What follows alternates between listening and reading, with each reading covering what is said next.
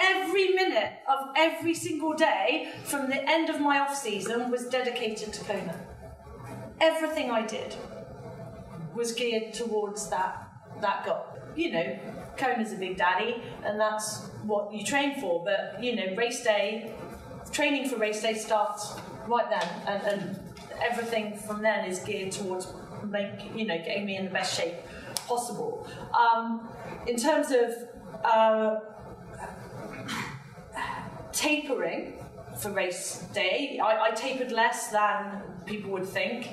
You know, compared to the majority of age group triathletes, I was doing around 30 hours a week. So if you dramatically reduce the volume, you will go into the race with fatigue. So you should reduce the volume proportionate to what you do ordinarily. You reduce the junk almost completely, and you keep the intensity.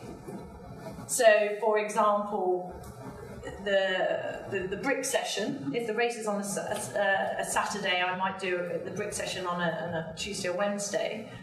That would be a 2-hour ride into a 25-minute run, but I'd do 5 lots of 3 minutes hard in that run. You know, and then the penultimate day. So say the race is on a Saturday. The Thursday is a complete rest day. Complete rest day. You have obligations as a professional that day, usually the press conference, pro brief and things, but that's a total rest day. The day before the race, I do a 2K swim with about 300 metres of effort, 25 metres, broken down 25 and 50s. Hour and a quarter bike, again with some 3-4 minute efforts in, and then a 25-minute run with some what we call strides. So 30 second, 1 minute efforts. So that's the day before. That's the day before the race.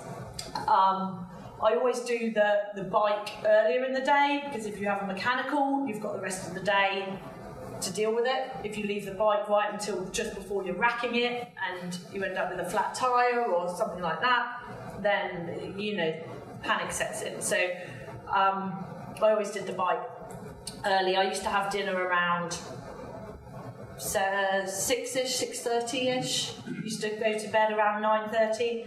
You never sleep well before a race, ever. So don't expect to, and don't stress if you don't. You know, the key is to bank as much sleep in the kind of weeks before the race rather than expect a good 8 hours the night of the race. If the race starts at 6:30, I'd be up at around 3:45, 4. I'd have breakfast 2.25 hours before the race.